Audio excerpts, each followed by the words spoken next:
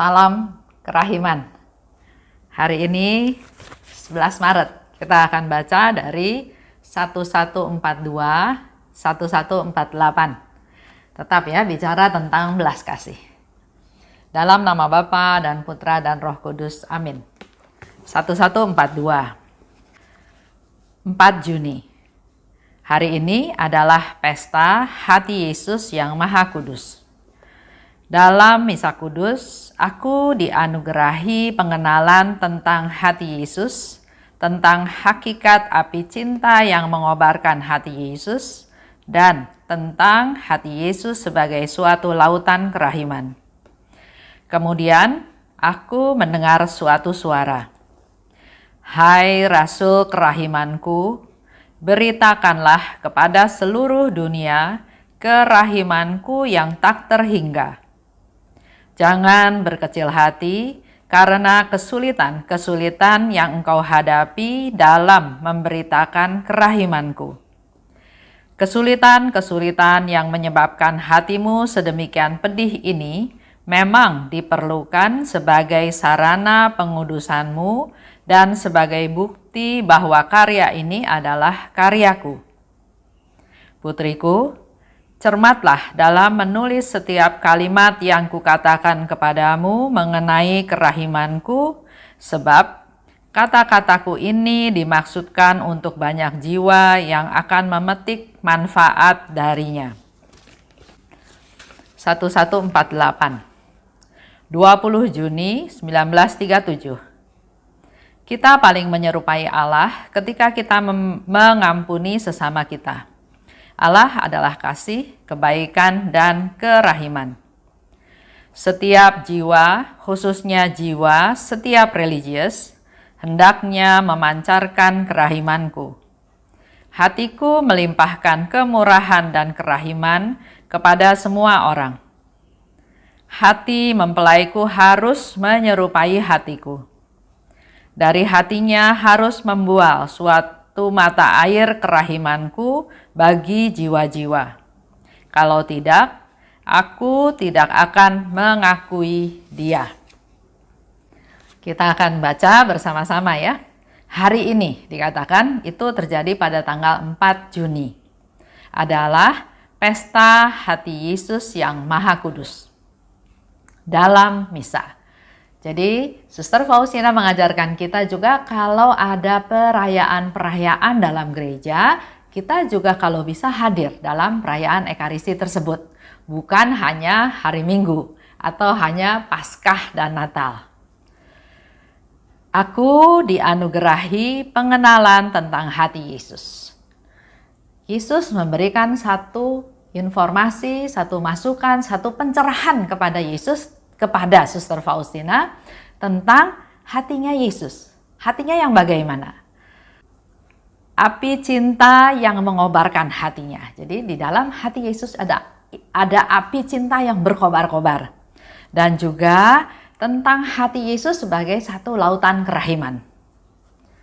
Dikatakan oleh Yesus, hai Rasul kerahimanku, beritakanlah kepada seluruh dunia kerahimanku yang tak terhingga. Hal ini terus-menerus diulang-ulang oleh Yesus karena ini sesuatu yang penting.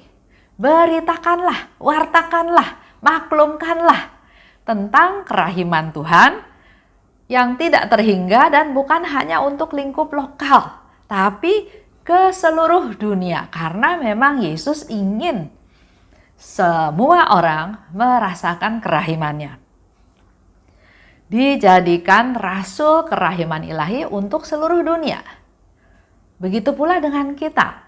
Dengan sarana yang ada sekarang, kita bisa merasul, kita bisa mewartakan, kita bisa memberitakan tentang kerahiman Tuhan sampai ke seluruh dunia. Dikatakan lebih lanjut oleh Yesus, jangan berkecil hati karena kesulitan-kesulitan.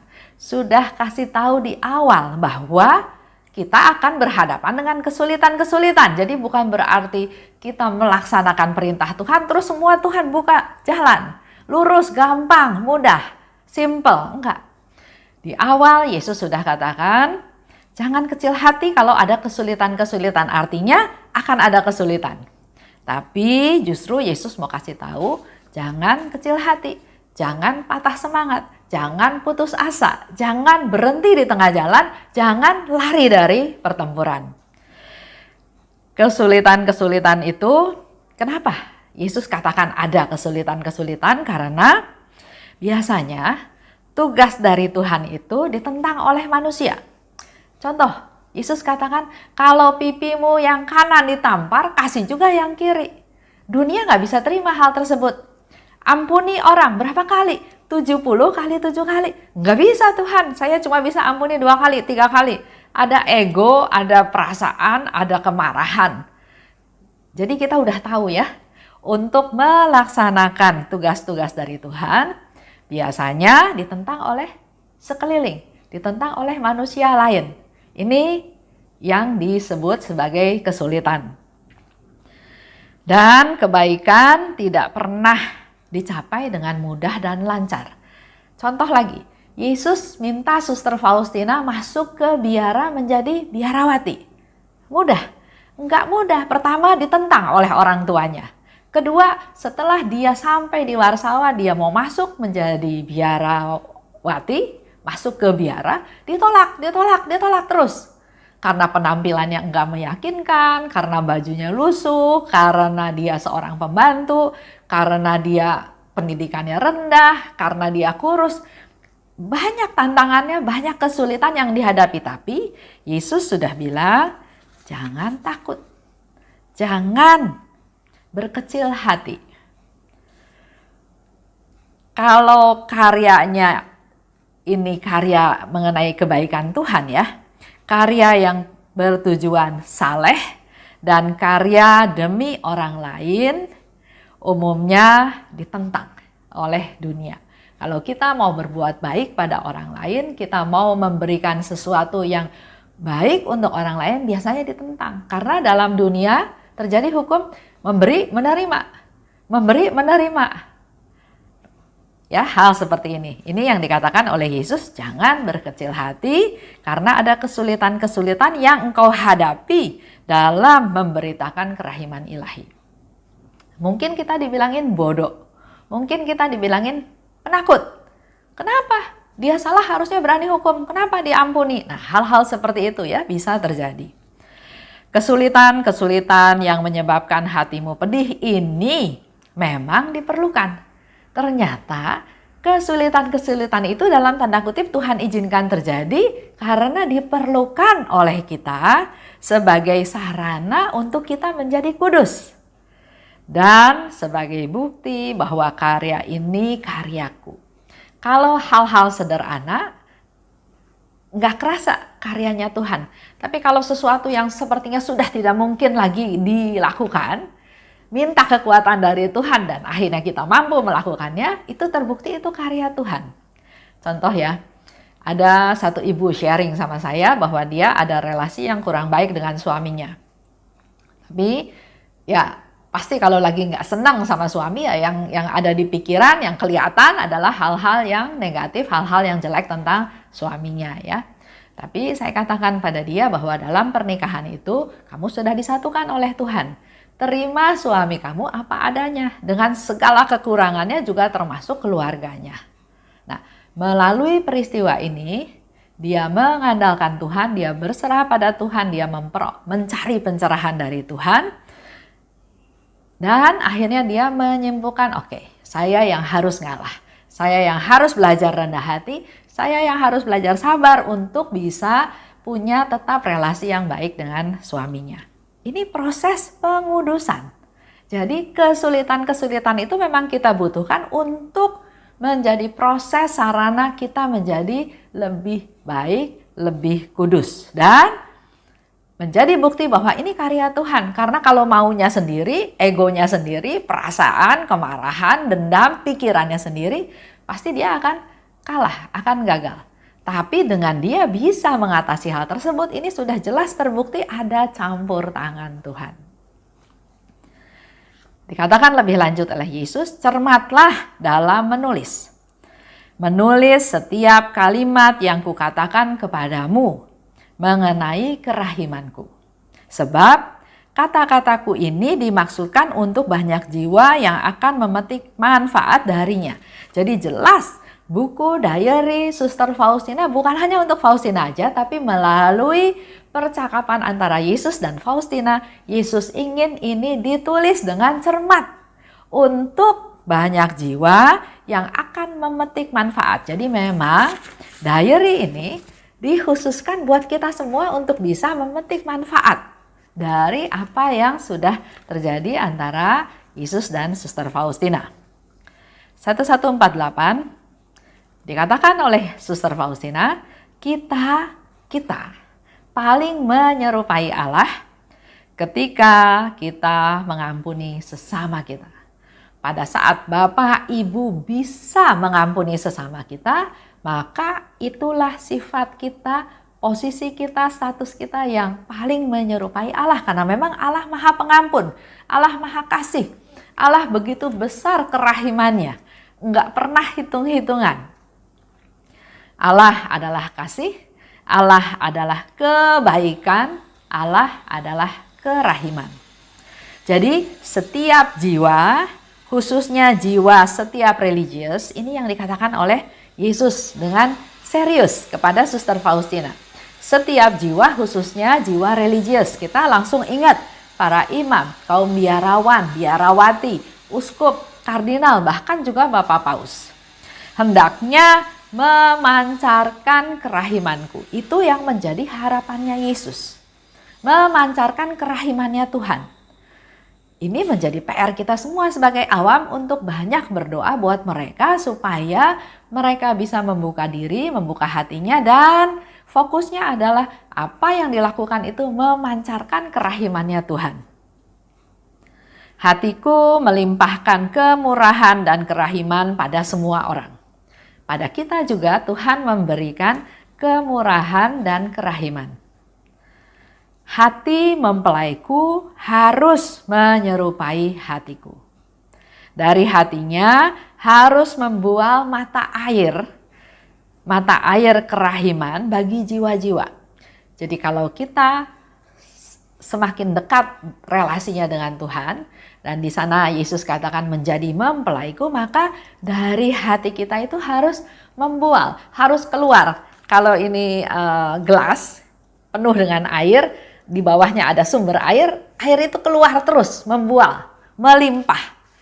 Itu yang diharapkan oleh Yesus sebagai mata air kerahiman bagi jiwa-jiwa. Jadi yang keluar dari hati kita itu adalah hanya kerahiman, bukan hal yang lain, dan itu diperuntukkan bagi jiwa-jiwa. Kalau tidak, ini yang Yesus katakan, aku tidak akan mengakui dia. Kalau kita enggak lakukan itu, maka Yesus katakan dia enggak akan mengakui orang tersebut. Kayak di firman Tuhan ya. Dia bilang, Tuhan, saya kan dalam hidup saya selalu menyebut Engkau. Tuhan, Tuhan, saya berdoa padamu, saya khotbah, saya cerita tentang Engkau. Yesus bilang, siapa kamu, saya nggak kenal. Jangan sampai terjadi hal seperti itu. Ya. Dikatakan oleh Yesus bagi jiwa-jiwa. Siapa aja yang dimaksud? Ya. Semuanya. Dan kalau kita mau lebih jelas jiwa-jiwa mana aja, kita tahu dalam novena kerahiman ilahi. Yesus sudah membagi jiwa-jiwa itu dalam kelompok-kelompok tertentu sebanyak 9 kelompok. Jiwa orang berdosa, jiwa kaum religius, jiwa orang-orang yang saleh dan setia, jiwa yang belum kenal Tuhan, jiwa orang tersesat, jiwa orang yang rendah hati, orang yang suam-suam kuku, orang yang ada di purgatorium, orang yang memuliakan kerahiman Tuhan secara khusus. Jadi sudah ada kelompok-kelompoknya. Nah itu mari kita doakan mereka-mereka semua, dan karena mereka-mereka semua butuh kerahiman Tuhan. Apa yang terjadi kalau manusia kita menyerupai Allah? Tadi disebutkan di awal oleh Suster Faustina, kalau kita mengampuni sesama kita.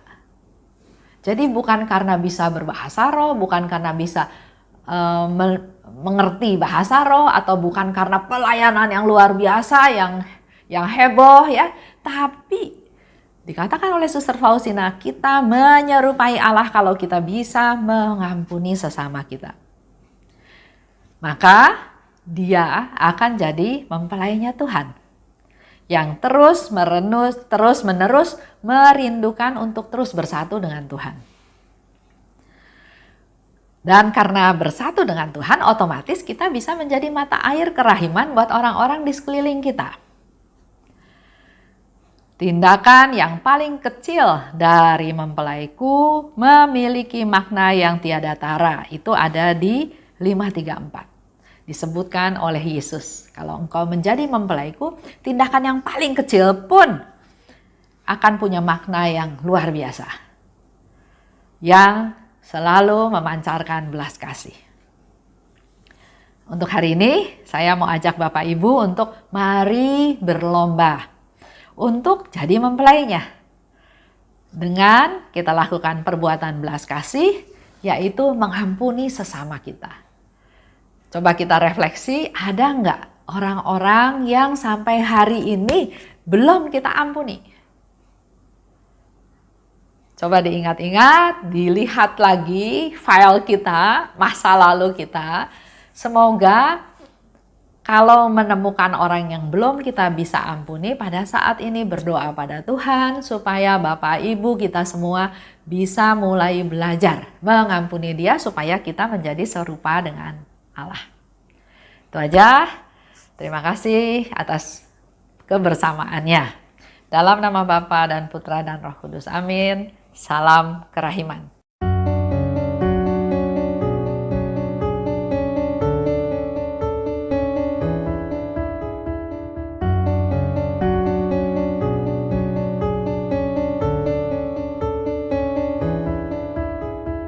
Mengapa engkau membiarkan banyak dosa dan kejahatan? Mengapa engkau tidak menghukumnya? Ternyata engkau masih memberi kesempatan. Dia memperpanjang masa kerahiman. Celakalah mereka yang tak menyadari. Tulis dan wartakan kerahimannya. Mohon rahmat bagi mereka yang berdosa. Ya Yesus, terima kasih atas semua kesempatan yang Engkau beri. Ya Yesus, ampunilah atas semua dosa yang terjadi.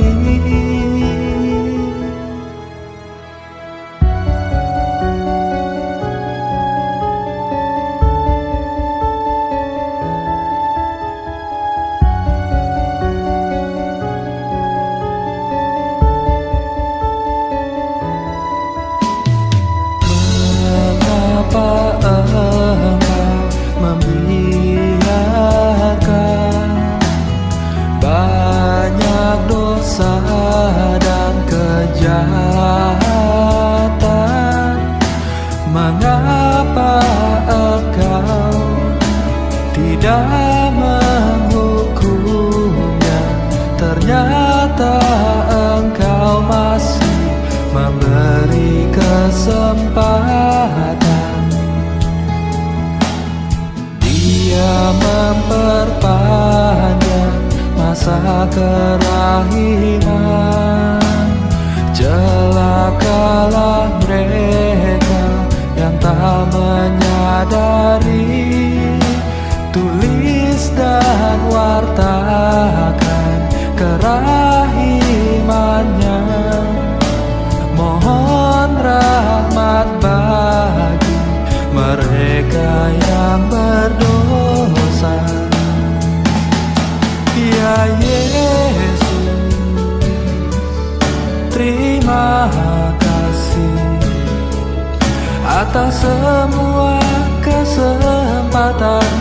yang Engkau beri. Ya Yesus, ampunilah atas semua dosa yang terjadi. Ya Yesus, terima kasih atas semua kesempatan yang Engkau beri. Ya Yesus, ampunilah atas semua dosa yang terjadi.